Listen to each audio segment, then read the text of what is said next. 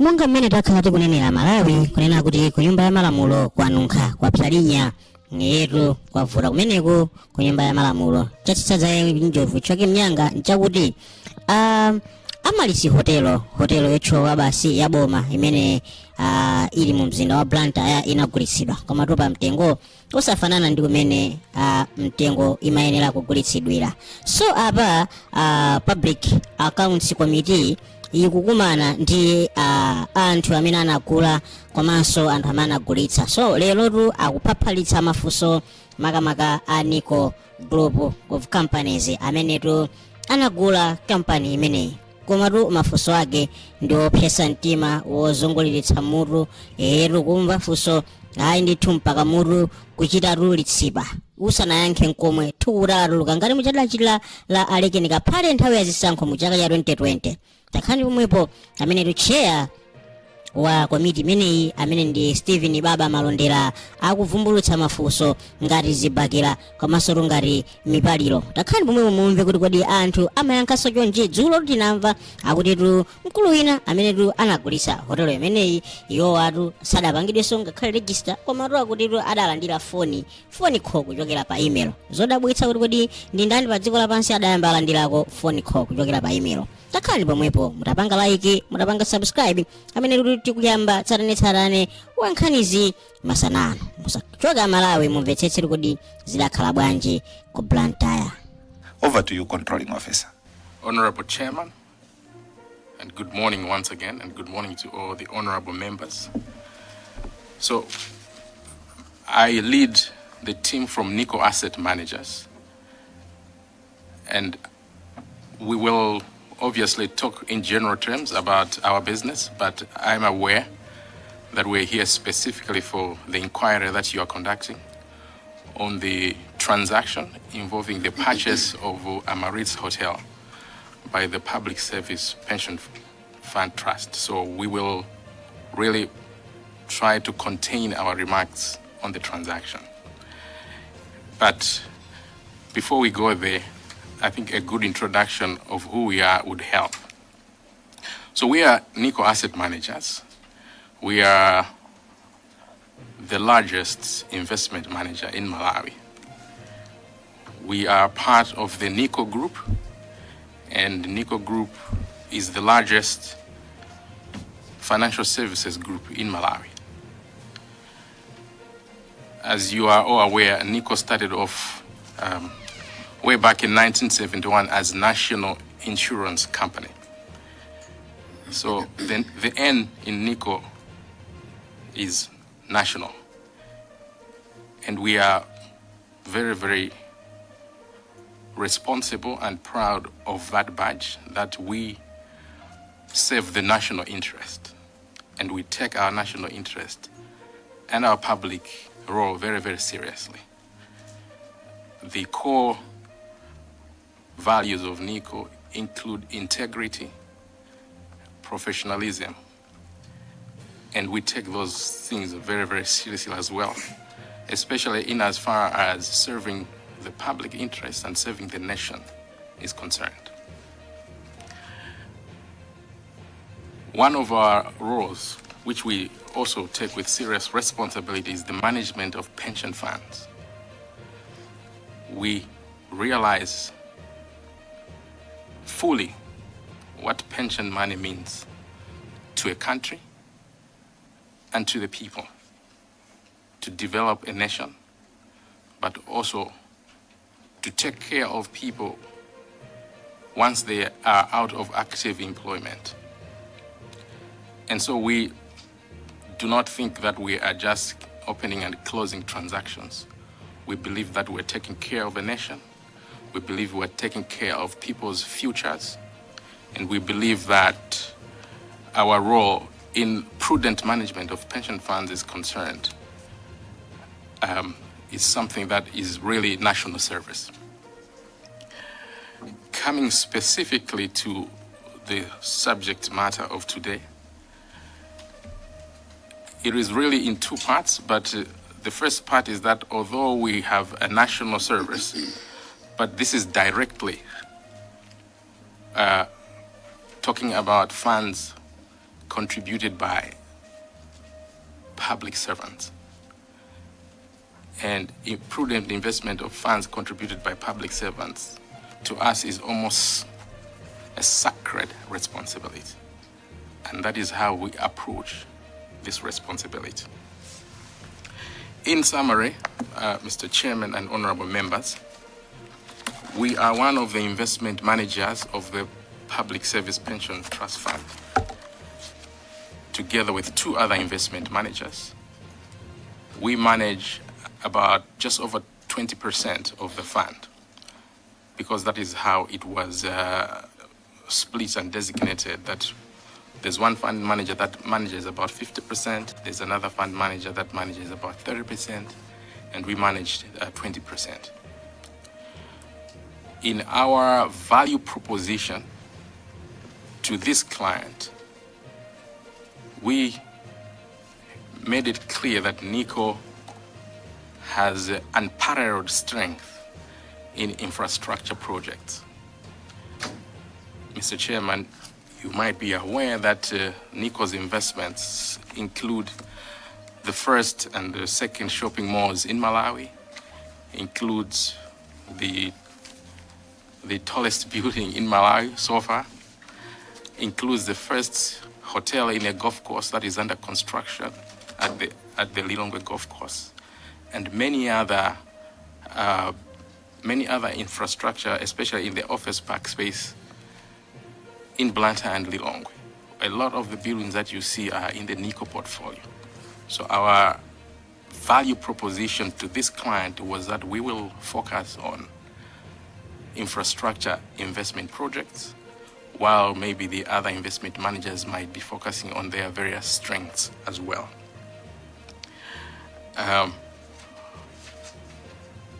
So on this transaction, because of that portfolio that we manage, around May 2023, we were approached by an investment advisor that was representing Yusuf Investments Limited, who were the owners of Amaryllis Hotel. And I must be clear that this approach was to other investment managers, including ourselves. But when we saw the opportunity, being in the space that we play very well, infrastructure, this involvement in this transaction commenced on the 2nd of May by that invitation from Cedar Capital Limited, representing Yusuf Investments Limited, making an offer to an opportunity to procure 100% of Amaryllis Hotel.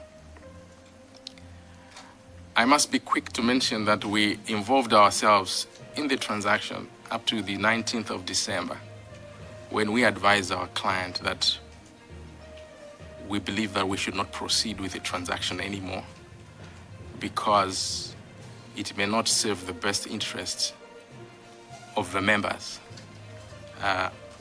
because of some critical information that we needed for us to proceed. Controlling officer, you've talked of 19th December. Is it the same 2023, 2024, Yes. 2025? 2023. All right. So, please kindly qualify going forward so that the timelines are clear to everyone. Over to you, controlling officer. Thank you, Chair. I apologize if I didn't mention the year. So 2nd of May 2023 to 19th December 2023. So in a space... my apologies. Can you retake the events on the 19th December 2023? The members want to hear about the reasons. Yeah. Oh, thank you, Chair. That's where I'm going. So let me just start again. Specifically to this transaction, our involvement commenced on the 2nd of May 2023. And we exited the transaction on the 19th of December 2023. We have shared a pack of documentation with the members. I will mention here, Mr. Chairman, that within those 6 to 7 months period, there was a lot of work that was done. There was a lot of documentation that was exchanged between us, our client, and a number of service providers. And some of the information we've shared here, we felt that those were the critical documents that you might need.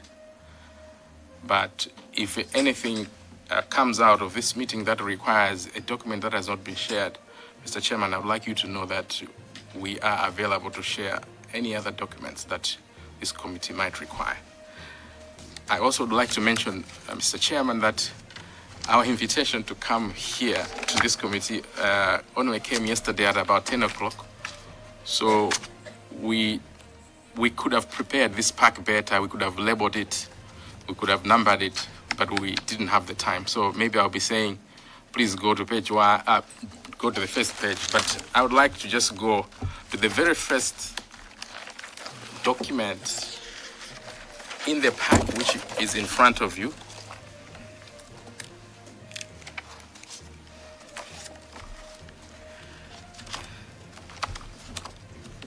It is the invitation or an offer letter for Amaryllis Hotel. It is by the transaction advisor, Cedar Capital. And in summary, it describes the investment opportunity, that it's 100% acquisition, and the price range was between 47 billion to 48.7 billion using various valuation methods that were done by them. On the second page of that document, second paragraph, it says we consider a value between 47 billion low to 48.7 billion high to be reasonable for 100% of Amaryllis equity as at 31 March 2023. The summary of documents in between are that we arranged an investment committee meeting with our client where this investment opportunity was pitched. And later on, we asked our client to express a written interest whether they were interested in us pursuing this opportunity further. And our client told us to proceed, and we gave them the approach. In that approach, we recommended that we should have 2 property valuations because largely this was a property transaction, although we were aware that in the property there would be a hotel business. But our advice included that valuation of the property was a critical component and one valuation would not be sufficient, so we needed to get 2, which we received. One from Knight Frank, you can see in the documents, and another one from a company called Garden City. We further went on to recommend that there should be the business valuation, and they approved that we could recruit FDH Bank to provide the business valuation, and FDH did the same work. Based on those 3 valuations, we made a recommendation to our client. I think that document has also been shared, but Chair, allow me to refer to it from my iPad. This one, they have it. Yes, but it's just electronic. Okay. I'm informed that some documents were shared electronically, so maybe they're not in that pack, but you have them. It's a document entitled Amaryllis Investment Opportunity Review Public Service Pension Trust Fund. Mr. Chairman, if you don't have it handy, I'm sure you will get it at some point, but allow me to proceed. Kindly proceed. Honour members, there's an electronic copy on the forum, so you can open. Controlling officer, when you see members on their phones. They are not on Facebook or WhatsApp. Is to specifically verify what you're talking and the documents that you submitted. You may proceed, controlling officer. Thank you. So in the document that I've referred to, I'll go to paragraph 3.2, valuation, property valuation. Garden City, total market value 48 billion, replacement cost 78 billion. Knight Frank, property value 50 billion, replacement cost 87 billion. The average market value of the two was 49 billion, and the average replacement cost was 82 billion. 3.4, hotel business equity valuation by FDH Bank. Market valuation, 30 billion. Net assets value valuation, 50 billion. Maybe for the benefit of members, I can just clarify the difference between those two. Net assets value, it simply means the value of the tangible assets that are in the business, the hotel itself, the equipment, and whatever else can be touched, 50 billion. But market value is the money that the business can generate. If you take money that will be made in the future, but put it in today's value, 30 billion. So one is what the business can make, the other one is what the business owns. But then FDH recommended, gave an opinion of midpoint of 30 billion. We provided an investment analysis to our client. I'll go to section 4.3,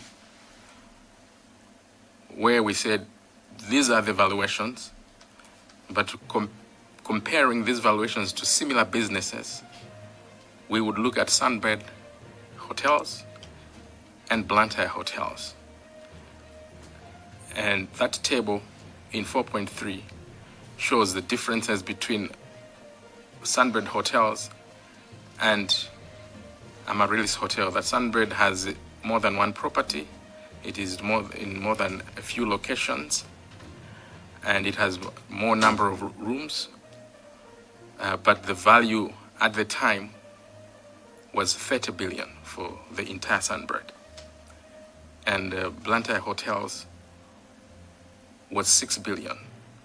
So the mention there was to say there's an opportunity cost to investing in Amaryllis, which must be considered. Since these other companies are listed, if there's room to buy those before this, that avenue should be exhausted. Otherwise, if that avenue is not available, at least we are aware of what we are comparing this investment to.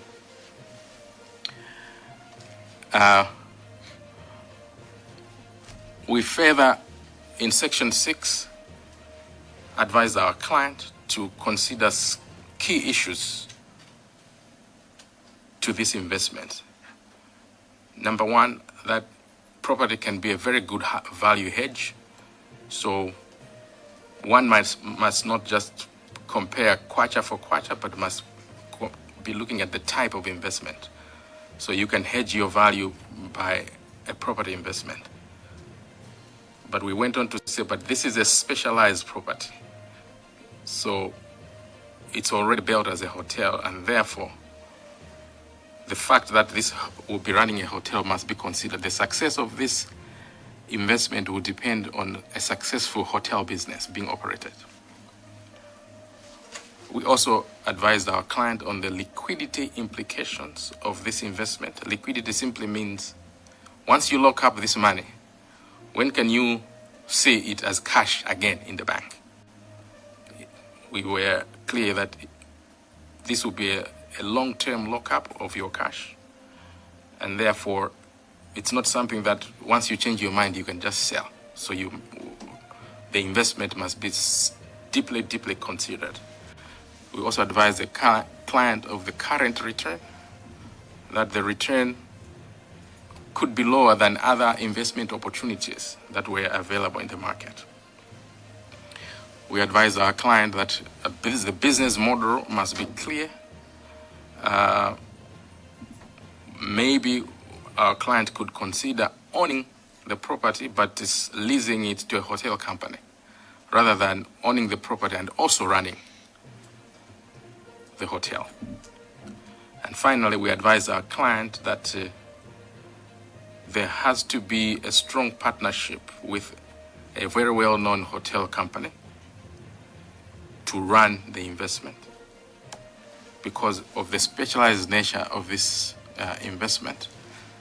And we recommended that an engagement with companies like Sunbird Hotels or Umozi at the earliest opportunity to be the strategic partner would help this investment.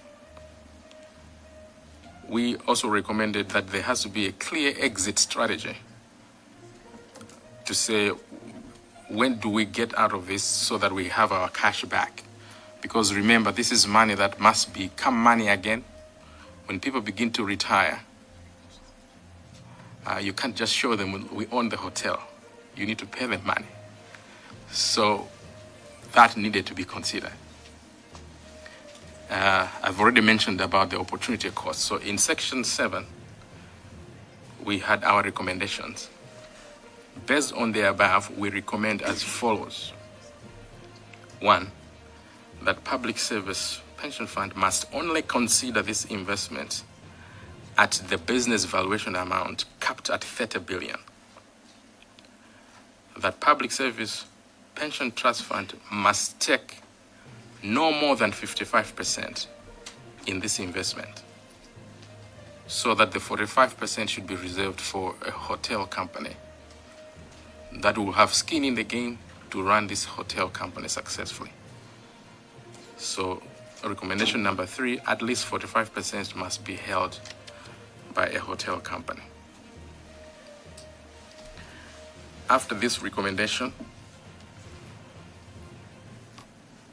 our client gave us a board resolution that they had looked at our recommendations and that they had made their decision to proceed. So in this pack,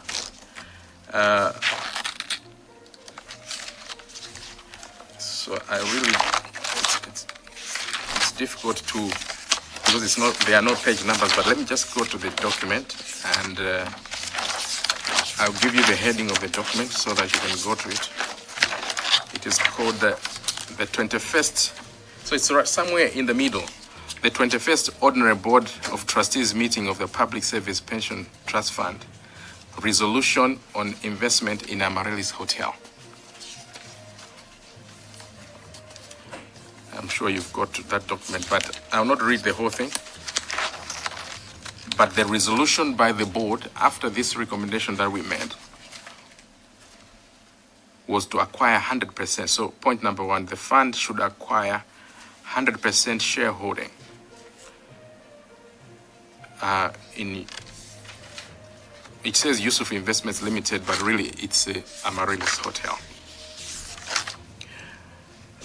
Number 2, that the transaction is in line with the investment strategy of the fund to take a leading role in investing in strategic infrastructure investments, particularly in the hotel industry in Malawi.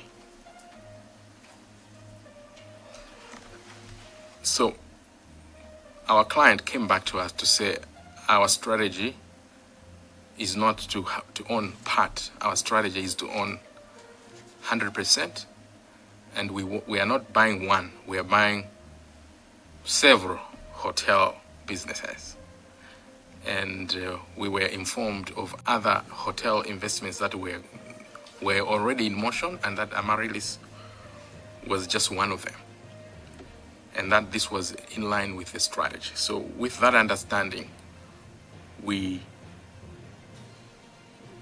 said we are going to pursue this investment on the understanding that this is what you as our client want to do, and that you have given us the mandate to proceed in that manner, which is slightly different from the recommendation that we made. Chair, allow me to skip some of the detail and go straight to December. On the 19th of December, so which is not towards the end, you find a letter, 19th December, from us to our client: purchase of Amaryllis Hotel Limited, way forward. We refer to the above investment opportunity, the transaction in which Public Service Pension Trust Fund intends to acquire 100% of Amaryllis Hotel Limited. You will recall that during the last investment committee meeting, we advised that our internal governance structures were reviewing the above transaction. We write to inform you that the process has been concluded, and we have resolved that in trying to protect the best interest of the fund, Nico Asset Managers should withdraw its recommendation and involvement in the transaction. We would appreciate an opportunity to meet with you to clarify our position.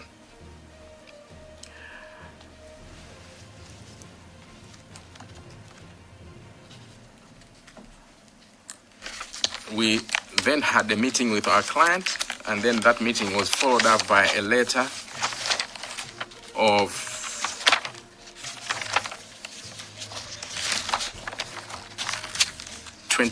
January 23rd, 2024, which was now just to substantiate that letter of 19th December 2023. That letter is immediately after the one that I've just read. It is dated 23rd January 2024. Purchase of Amaryllis Hotel. We refer to the meeting we had with your trustees on 16th of January. In the meeting, we agreed that we will write to you on 2 points. Point number 1, reasons for Nico's withdrawal. It was noted from a review by our internal governance structures that the proposal generally did not receive adequate technical review for a significant investment to provide the required assurance that it is in the best interest of the fund. It was this realization, and in view to safeguard the best interests of the fund, that this decision to withdraw the recommendation has been made.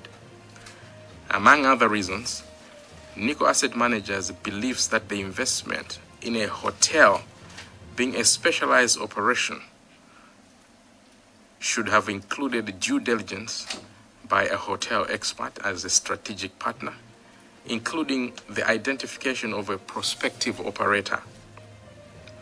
The absence of an expert due diligence and identification of a strategic partner, as aligned above, exposes the investment to significant operational and financial risks, i.e., how will the hotel be operated post the transaction? In view of the above, Nico Asset Managers believes that proceeding with the recommendation to invest is not in the best interest of the fund. The main reason for the withdrawal was because we had earlier recommended that there must be a strategic partner at least 45%. And the fund made a board resolution to acquire 100%. And we were now going to a critical juncture where a sale and purchase agreement was now being negotiated. But the identification of a hotel expert was still not in place. The prospective operator was still not in place. And it would have meant that we will cross a critical line without benefiting from the most critical inputs in an investment of this nature. Allow me, Mr. Chairman, to just give you an anecdote parallel. Coincidentally, Nico Group is currently involved in the construction of a hotel in the golf course there. And on day 0, we already had identified Marriott to be the advisor and operator of the hotel. We are not building and then finishing and then starting to look for a strategic partner. From the Nico Group experience, that would be too late. You've already committed the money. You need this expert advice along the way. And because we had mentioned this, but we felt that we were still moving forward and we were about to cross a critical juncture, we felt that we could not proceed in those circumstances. So we withdrew. We are not able to know what happened after that. So our knowledge is restricted to up to December 2023. And Mr. Chairman, maybe allow me to stop here and take questions from the honorable members. Thank you.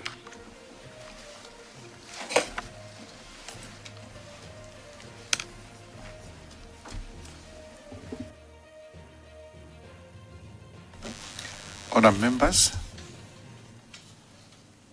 the controlling officer has explained the involvement of Nico asset managers up until they felt it was important to withdraw from the engagement they had.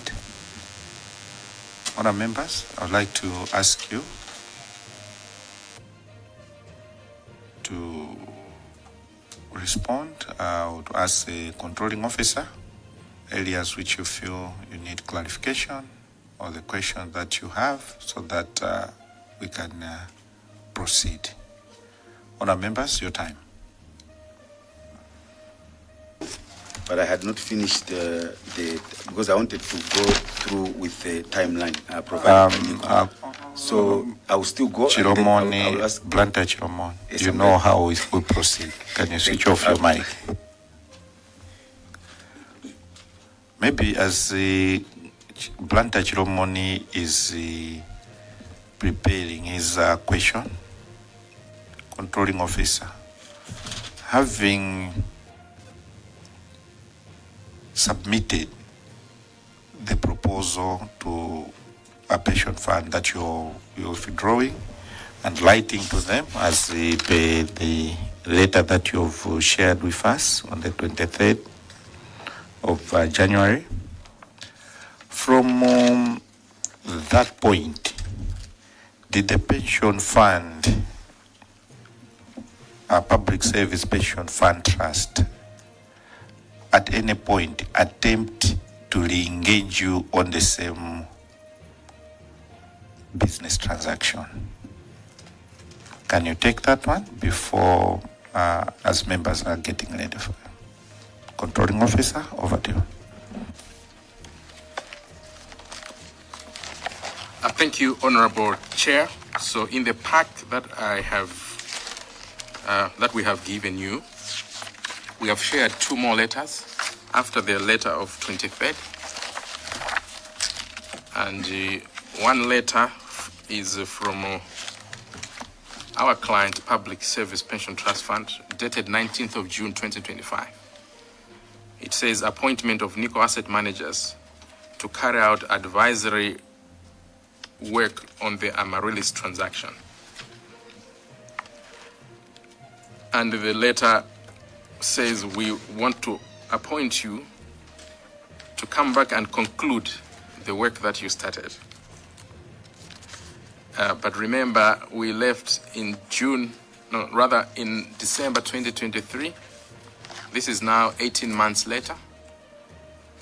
And so we responded We responded by our letter of 21 July 2024, which is also in the pack. And there we have said, I'll go to the second paragraph. As you are aware, through our letters dated 19th December 2023 and 23rd January 2024, Nico Asset Managers Limited advised that following an internal governance review of the Amaryllis transaction, it was resolved that Nico Asset Managers withdraws its recommendation and further involvement in the transaction in the best interest of the fund. The key reasons cited were: 1, for such a significant investment, there was not adequate technical review to provide the required assurance that the investment was in the best interest of the fund. 2, there should have been a due diligence of the transaction by a hotel expert.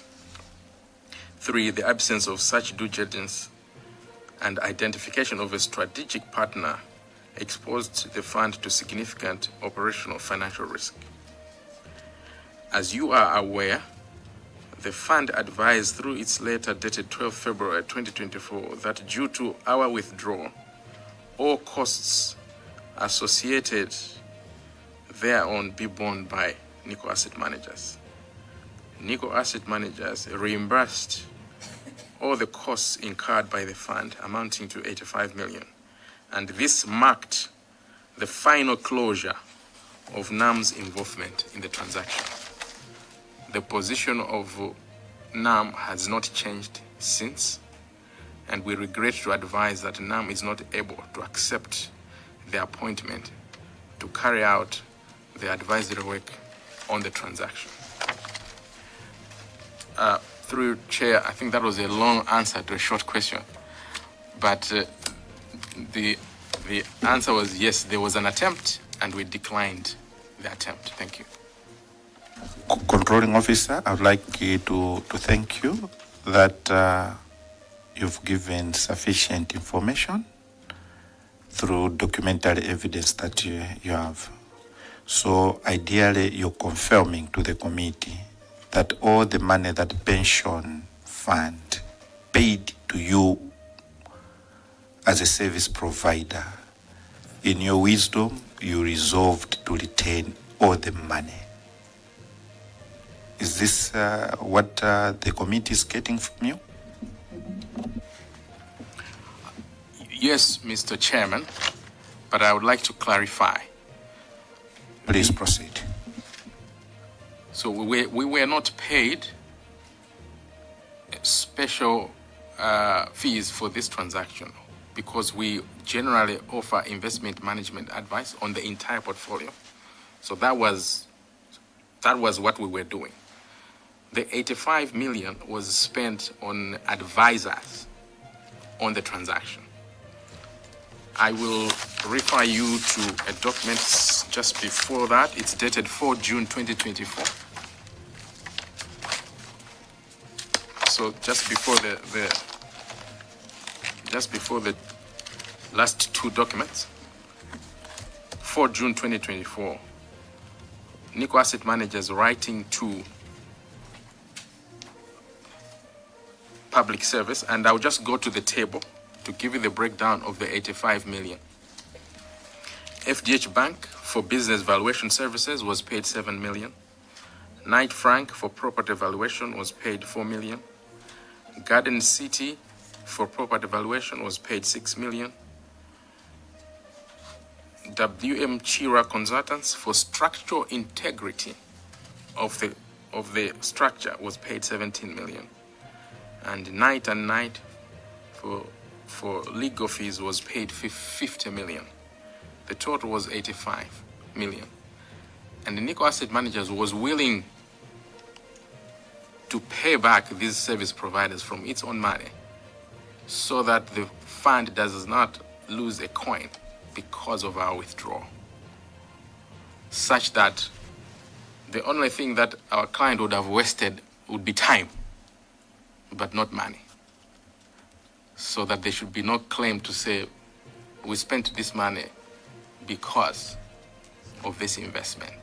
So by the time we exited the transaction, our client did not lose one tamba. We paid all the service providers from our resources to close and to put to bed this prospective transaction. Thank you.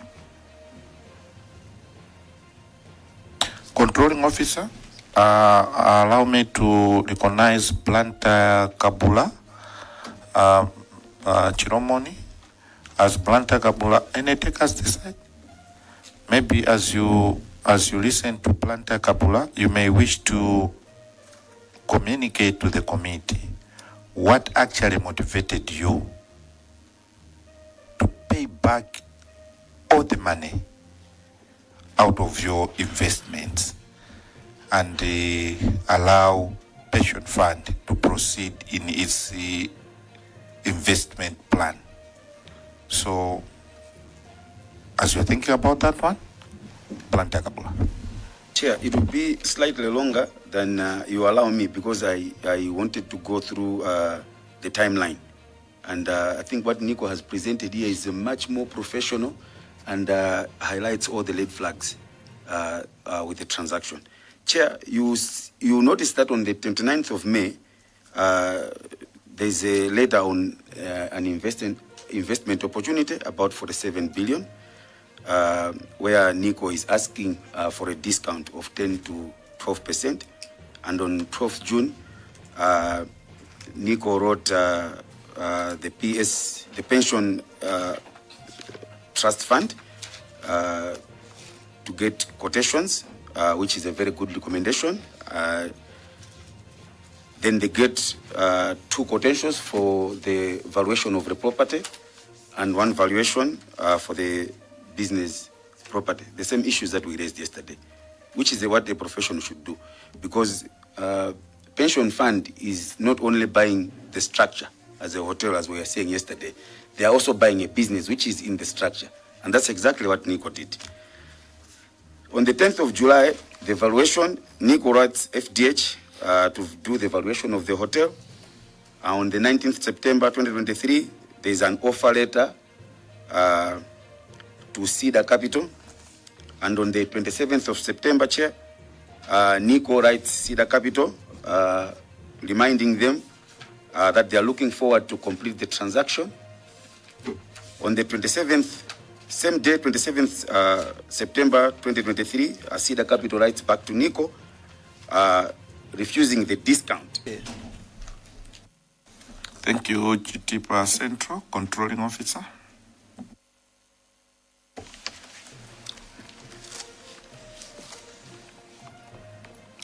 Thank you very much. I think from Blantyre Kabula, it was really a comment to say, if you are saying 47 billion is a large amount of money, what about 128 billion? And I think the answer is obvious. Because I'm aware, Chair, that what you're probing is above the 47 that we are talking now. It's a bigger amount, although that was way after our engagement. But to say that 128 is bigger than 47, I think it's true. But I will leave it there.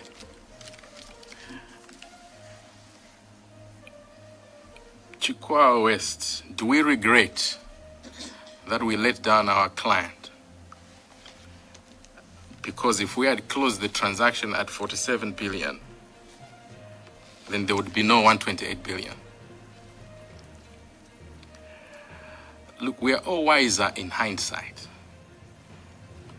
We are all wiser in hindsight, where we now have the benefit of new information. But in the critical moment, when you're making a decision, you don't have the information that will come later. So I still would like to answer your question with another question. Would you rather buy something at 47 and fail to run it? Simply because it was cheaper? Or would you rather insist that even at 47, you must do the right thing?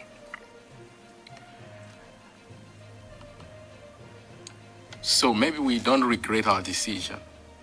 We probably are amazed at the things that happened after our decision. But we are professionals. We stick to professional information, and everything beyond 47 billion is public information on which we cannot express a professional opinion on.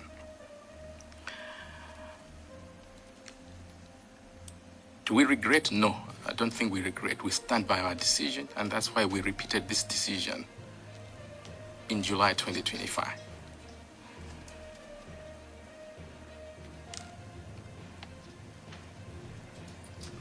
Lilongwe Chilobwe, how did you arrive at FDH? So the pack here, honorable members, is a selection of key documents, but it's not all the documents. So before selecting FDH Bank, we did an invitation to so many other players that do valuations. And we received at least 3 submissions from a number of professional firms. And FDH was one that was selected through that recruitment process. So we've just included FDH here because they are the ones who are in the public domain, having worked on this transaction. But the process was not just a single sourcing. It was a proper open tender, and a number of firms submitted, and FDH was selected. Chitipa Central, I think there were 2 questions. The first one was, there must have been pressure. To be honest, this was our professional decision that was considered extensively by many professionals in the NICO group. I believe I would like to make an invitation to all the honorable members to study the NICO group and just see how many companies are there, how many professionals are there, what kind of work we do, what kind of balance sheet size we manage. NICO Asset Managers only manages at least 5 trillion of people's money. And NICO Asset Managers is one of the small companies in the NICO group. There are other companies that their balance sheets are also in trillions. And you need an army of professionals to manage that size of business. Do we work under pressure all the time? So maybe that's the pressure that you're referring to. The pressure to be of highest integrity, the pressure to be professional, the pressure to be of national service, and the pressure to do a good job. I can confirm that we do have that kind of pressure all the time. And our decisions are made in a pressured environment. But any other pressure beyond the pressure that we give to ourselves to do the right thing? No. There is no other external pressure other than our internal pressure to make sure that the work we do can be looked at 30 years from now, and people 30 years from now will still say, we made the right decision. That is a lot of pressure. Payback. Did you volunteer? No, we didn't volunteer. That's why all these documents are in this pack, to tell the truth. There was conversation.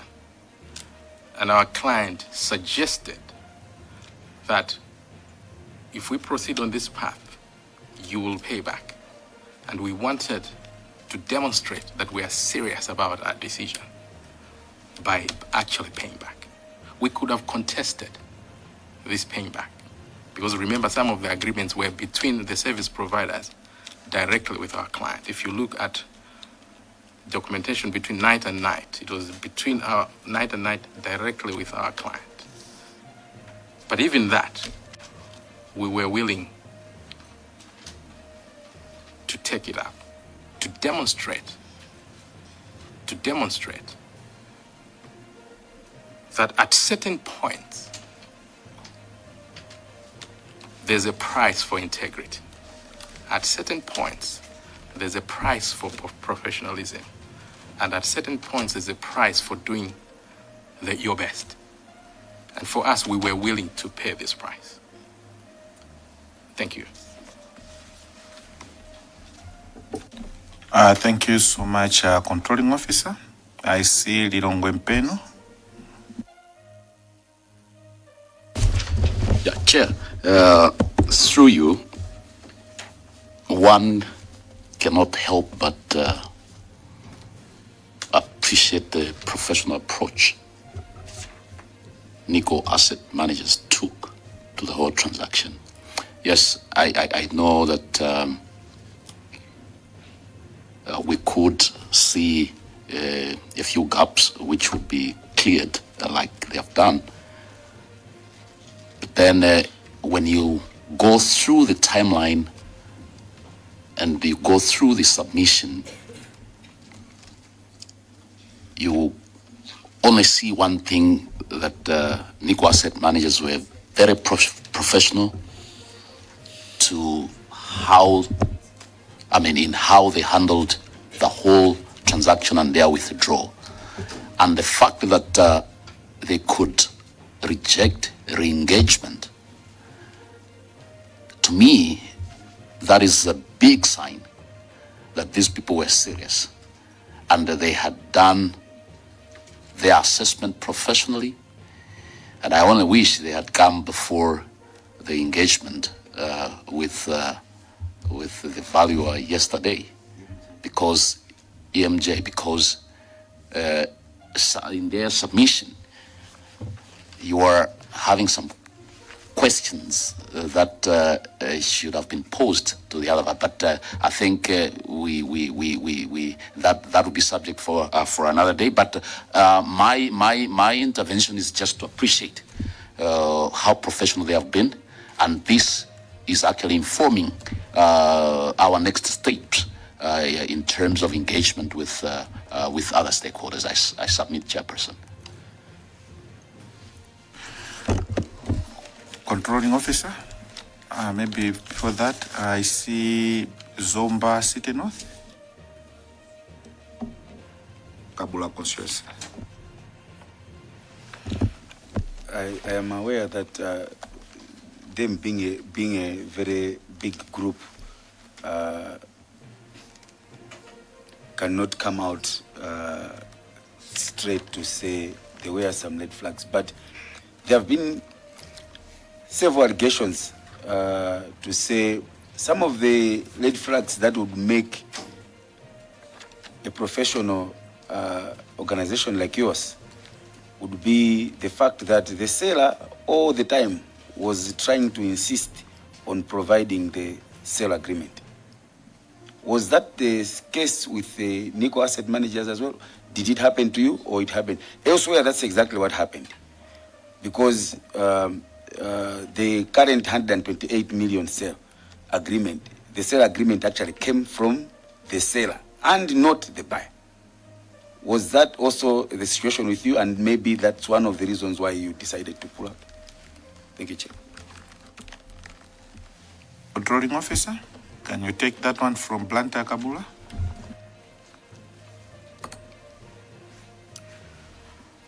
Thank you, Chair, and thank you, Blantyre Kabula. No, that was not the case with us. Like I have disclosed already and in the documents, the legal counsel that was working on the draft sale agreement was Night and Night.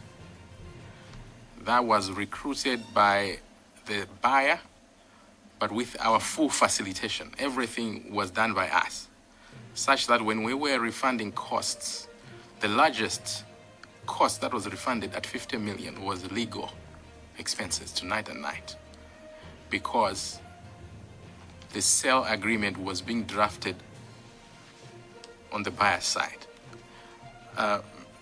Mr. Chairman, maybe indulge me 1 minute just to explain why that was important. Please proceed. Okay.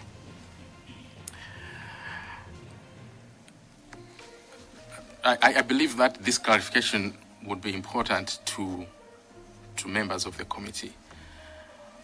Although we are talking about sale of Amaryllis Hotel, legally Amaryllis Hotel does not exist. It is a property that is owned by a company called Yusuf Investments Limited. And yet the transaction that was being envisaged here was just Amaryllis Hotel. It meant that we needed a very, very meticulous lawyer to untangle this property called Amaryllis from Yusuf Investments Limited and just take the piece you want and leave everything else behind. And that process legally is an extensive process. We wanted to make sure that this transaction will not end up in some unforeseen liabilities to our client. So for example, what will happen to the members of staff and their accrued benefits? Does that transfer to our client, or does it stay with Yusuf Investments? What about tax liabilities? If the property has got tax obligations to MRA, how does that stay with the seller and not move to the buyer? And many other things that the lawyer needed to look at. So if you look at the terms of reference that were given to the legal expert by ourselves as an advisor to our client, it was very, very extensive work, and you might be surprised why maybe the fees are at the level that they are. It was going to be extensive work. All risks were supposed to be managed properly. All liabilities were supposed to be managed properly. And we could not leave that work to the seller. That work had to be handled meticulously by us to make sure that even 10 years later, our client does not end up with some residual risk which would not have been foreseen at the time of the transaction. Again, it's a long answer to a short question, but the issue is no. It was on our side, and there was no pressure whatsoever from the seller to get the draft agreement done, because we needed a proper document that deals with all possible risks. Thank you. Thank you so much, Controlling Officer. I would like to appreciate for the information that you've given to this committee. Professional undertones were all over. I would like to ask you, as a committee, much as you are an asset manager, you've lamented that you have a lot of experts within. Looking at that teacher who is in China teaching and thinking that his or her passion is intact, that doctor who has just saved this morning someone who was on the verge of dying. Looking at interest of all those, in your wisdom, will you give us a few experts to help us have a better position of this inquiry in terms of expertise, valuation, all those things on pro bono basis? Because you've already respected your position that as an institution, you've managed to retain almost 85 million, which is a substantial amount. You just need an expertise for few days on you. Is that too big to ask, or you consider that one when you meet colleagues elsewhere? I just wanted you to come out clear, because I think honored members here have enjoyed your presentation, and they see patriotism in what you've submitted as Nico. Can you take that one? Maybe before you take that one, Controlling Officer, there's Blunt Chilomon again. Yes? Chair, just wait, as you answer the chairs, I just want to find out from you. I've never done transactions of that magnitude. If you are dealing, but you have, if you are buying on behalf of whoever is investing with you any property over 1-2 billion, whose responsibility to do the sale agreement? Is it yours or the sellers? What has been your best practice? I just want your professional advice on that. Thank you. Thank you so much, Blunt Chilomoni Nancholi, Controlling Officer.